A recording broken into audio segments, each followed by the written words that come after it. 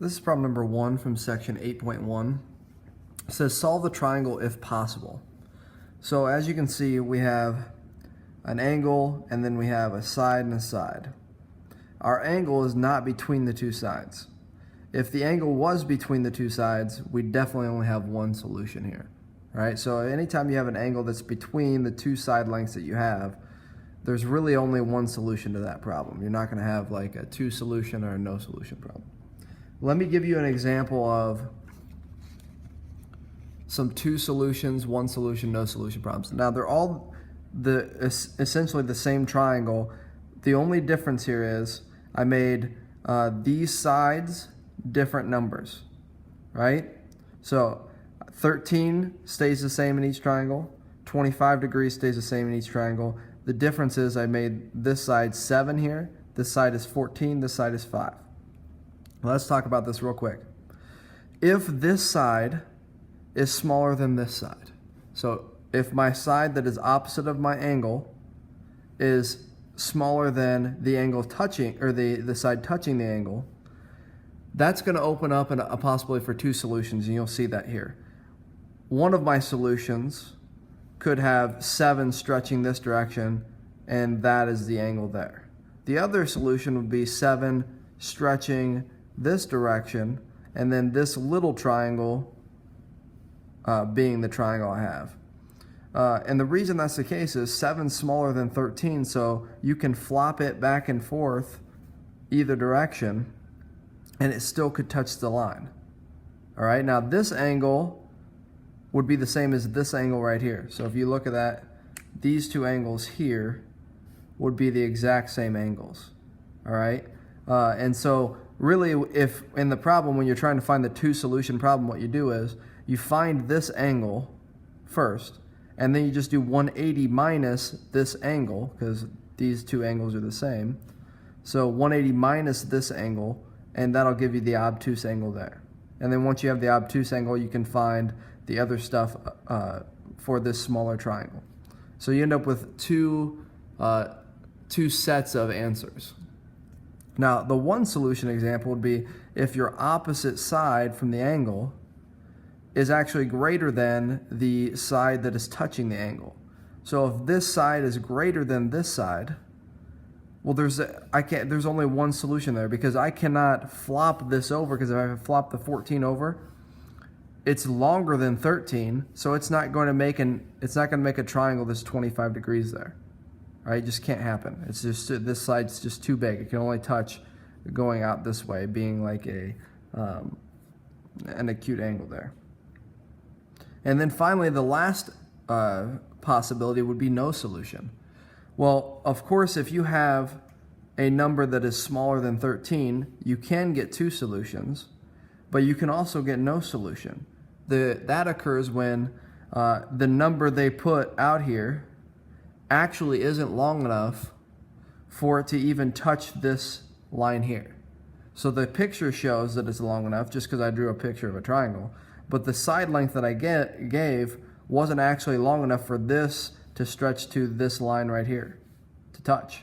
And I know that because if I draw a 90-degree angle, remember a 90-degree angle, that's the shortest distance between this point and this point. That's as short as this side can be. Well, I did that using sine, and I found that this 90 degree, or this distance here, the smallest it could be is 5.49.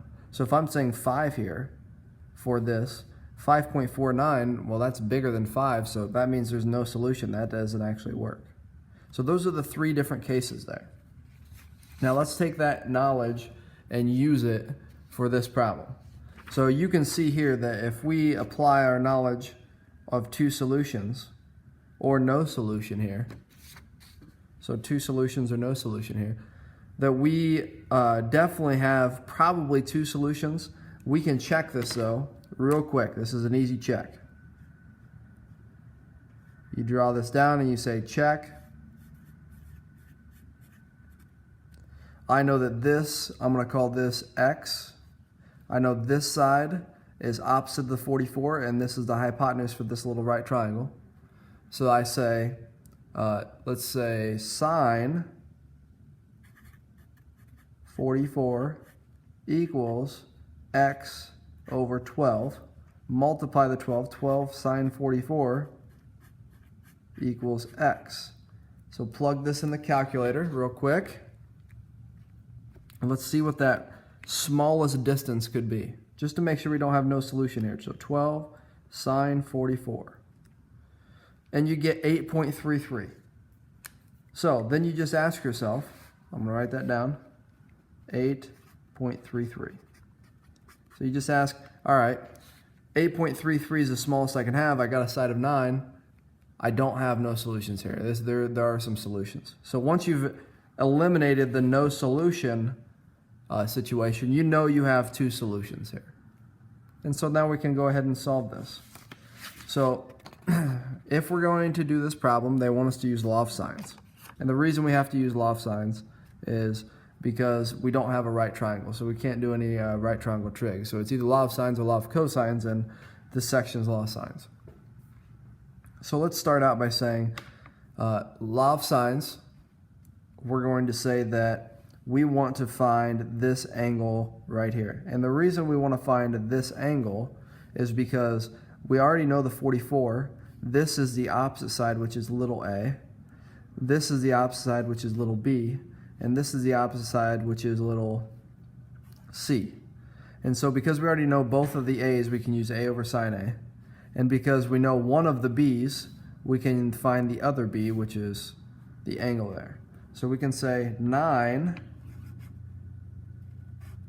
over sine 44 equals 12 over sine b. Now we have two fractions equal to each other. We're going to use some cross multiplication here. So sine b times 9, 9 sine b equals sine 44 times 12, 12 sine 44.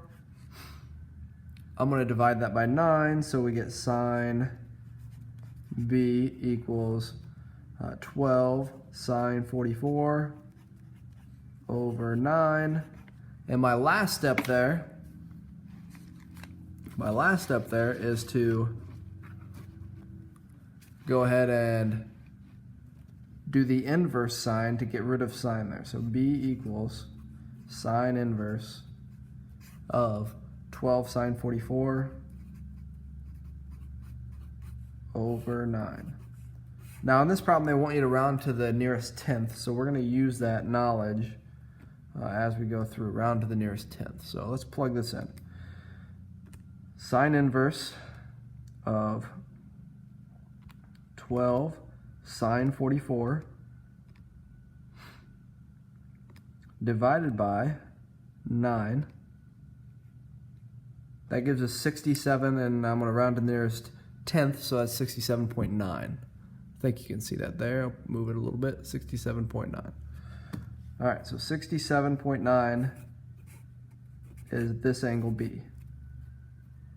Now, keep in mind, this triangle can have two different situations, right?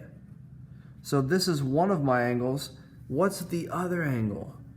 Well, B can be 67.9. We'll write this up here. So B can equal 67.9, or B equals 180 minus 67.9 minus 67.9, which is, let's do 180 minus 67.9.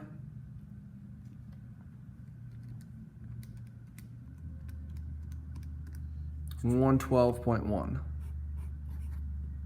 So this is my two solution problem here, is that I'm starting. So my two possible angles for here and for here are 67.9 and 112.1.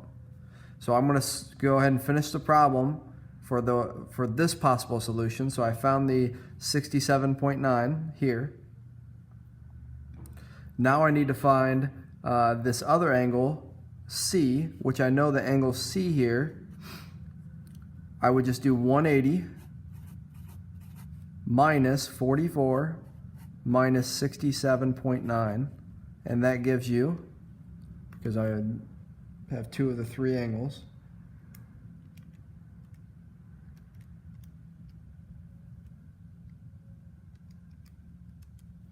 68.1. Now I can do the exact same thing with this side. If this angle is 112.1, I'm going to do 180 minus 44 minus 112.1. So that's going to equal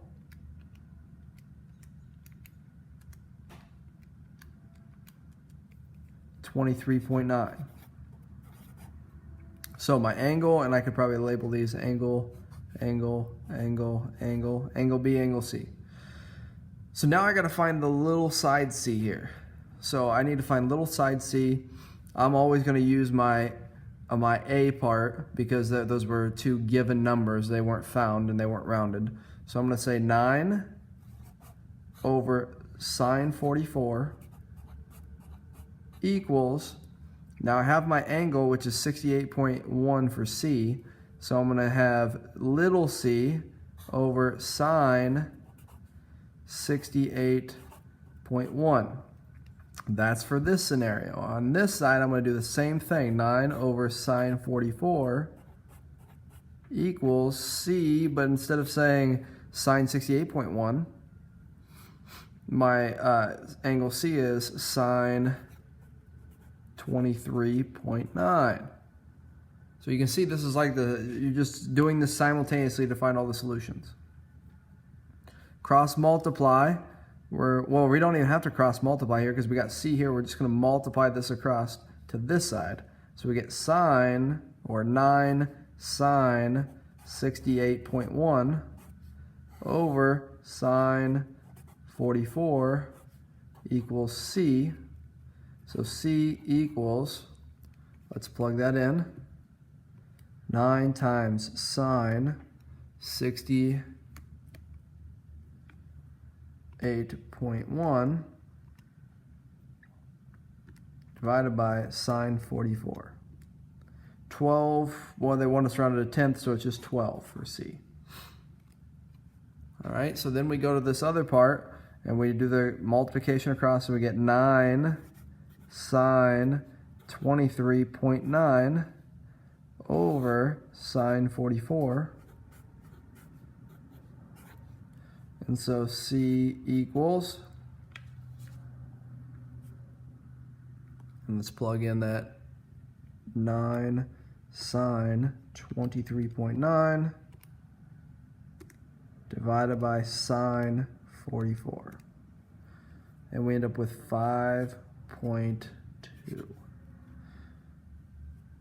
So, for one possible triangle, we'd have this information. For the other possible triangle, we have this information. And now we've solved that case.